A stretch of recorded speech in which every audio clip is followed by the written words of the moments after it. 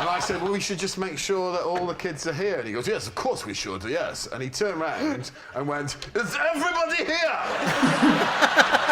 We are going to kick off the new year with a little bit of our favourite Would I Lie to You? And we're going to have another new contender to be checking out today. Ooh, I love this. Who we got? We got the Taskmaster himself, Mr. Gregory Davies. Oh, your boy. We're going to crack straight into it. This was suggested by a couple of the guys in the comment section. And this is Greg Davies on Would I Lie to You? The story is known as Vegetables. Okay. I once caused an injury to one man whilst trying to get a different man to say the word vegetables. Please, team. Sure, why not? Right, just the word vegetables. Yeah. Do you really like the word vegetables? Not as a general rule, no, Okay. but I liked it when this man said it. Why?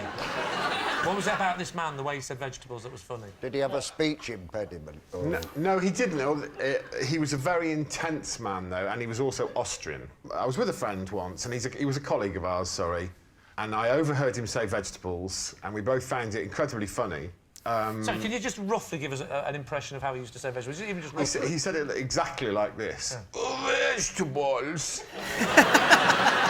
And then we happened to be on a coach trip with him, and so we spent the whole coach trip trying to get him to say vegetables Right, so again. where were you? Where were you going and how did you know I was him? on a school trip. I used to be a teacher, so we were And he was a teacher? Yeah, he was a teacher. What? Can you imagine how intense he would be as your teacher? Standing at like 6'8"? Terrifying. Like, yeah, such a... like, he's a headmaster, if anything. It's funny because I've seen him in Inbetweeners. He plays an angry teacher. Cool. He was a teacher. He has an angry demeanour. Like, he would have been an imposing figure if he was your teacher at school. Having said that, though, because he is so imposing, I'm inclined to believe that he would have just been like a teddy bear with students. Because I know he hated his job, and that's why he left it to do comedy. Right.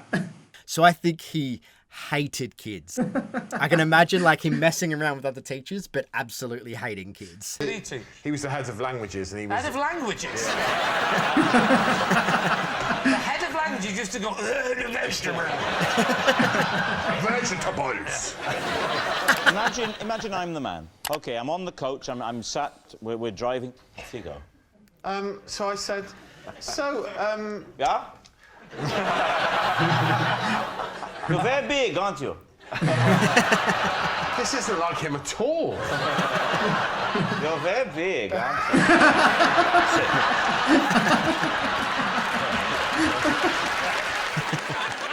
So I was saying things like, oh, I've been trying to keep fit lately, and I know that you're into keep fit. You know, would you recommend for a healthy diet? And he was going, well, you know, I would... you must eat a balanced diet, you must eat greens, and you must enjoy some protein in limited... I was going, yeah, but I mean, if you were to group some of those foods together... And he was going, well, I mean, yeah, you must have carbohydrates, of course, and you must have... And it was horrific. It went on for about an hour. And every time I tried to find a new angle for vegetables, this ludicrous Austrian interpretation of things led us down a dark alley. And it was literally an hour in the making. And how did you finally get him to say it? I honestly can't remember. It came out of nowhere, and he suddenly said it, and he said it with such passion. It was... He went, oh, well, of course you must have vegetables! I started biting my hand to stop myself from laughing. And my friend who was next to me, there's a jagged piece of metal at the front of the coach, and because it was so funny, just to remind you, vegetables, of course! And my friend saw the piece of metal and pushed his knee into it on purpose to stop himself from laughing. And blood started like spraying out of his... Started spraying out of his knee, yeah. This is getting elaborate. The guy on the right is just loving this story. I don't think he can keep it together. Story. And I'll tell you another detail. We went and did the trip, which was in Paris, and then after we came all the way back, to Calais, and I said to him, you know, we put all the kids' passports in that hotel in Paris last night. Did you remember to... Because he was in charge of the trip. Did you remember to bring those? and he was standing up in front of the children on the coach, and he went, "Oh, Scheiße!" Oh no!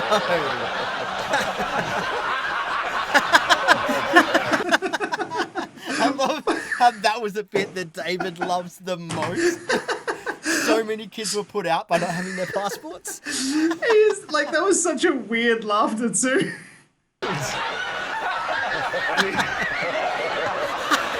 Loves it.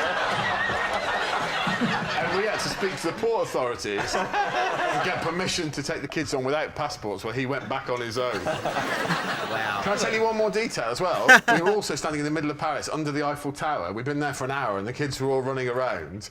And he came over and went, we must go, we are late for our next appointment. And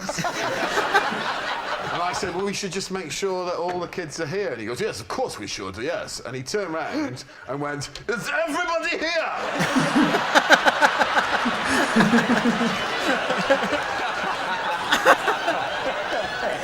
And all the kids went, yeah. He went, well, then we will move on. The vegetables! All right, where do you land with this story? I don't know. I got no reason to think this isn't true. There was nothing in there that was so unbelievable that made me doubt it. So I'm going to go true. I'm with you 100%. Like, I believe this is a true story. I think he just wanted to tell that story. The way he says vegetables, like, that didn't seem like it was made up on the top. I think he loves saying it like that. Like, he's been doing it a bunch of times. Yeah. And the fact that he just kept adding little additional stories, and he was like reliving it in his mind. I think he was just having a great time thinking about this story. So I think 100% this is an easy true story. Either that, or he's just incredibly quick-witted, which is very plausible too, I would imagine. I mean, you know Greg Davies better than myself. He'd be able to do this kind of deception, surely. Absolutely, he has the potential to, and he could be another wolf in sheep's clothing, another Claudia Winkleman, where we buy it because the way they tell the story is so true. And again, I'd be amazingly shocked if this turned out to be a lie, because it feels like it's 100% true. Yep, same. But that's the nature of this game. Maybe it could be, but no, I'm feeling pretty confident about a truth. So 2 truths here. Sounds like 2 truths. Let's find out if Greg is lying to us. What are you thinking, Lee? I think it's true. True from John. Yeah, definitely, yeah. I think lie.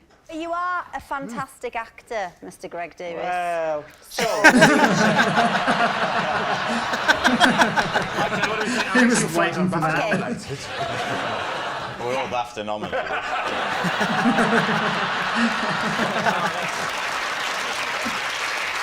False. I love that they sink his chair down, so it's pretty much the 3 of them are level-headed when he's so much taller than all the rest of them. Yeah, right. OK, we'll go lie. I'm going to say it's a lie. Greg. I went with lie. No. Truth Rookie. or lie? It is the truth. Of course it is. Yeah, it had to be. Had to be true. Yeah. Surprising that they went so firmly lie. Yeah, I don't know what happened there. I think, honestly, the one guy said truth, and I think Lee probably would have agreed with him. But then they had like a little bit of a comedy break where they said a few jokes, and then she said lie, and I think then Lee just went with lie. Like, I think I almost swayed his opinion. Yeah, maybe. Classic. Greg Davies, I love him in everything he does, so more than keen to watch much more Greg Davies. If there's any specific Greg Davies Would I Lie to You clips we should check out, please leave it in the comment section below, guys. Thank you so much for watching. Click on that playlist up here if you want to see some more Would I Lie to Yous, and we'll see you guys tomorrow for the next one.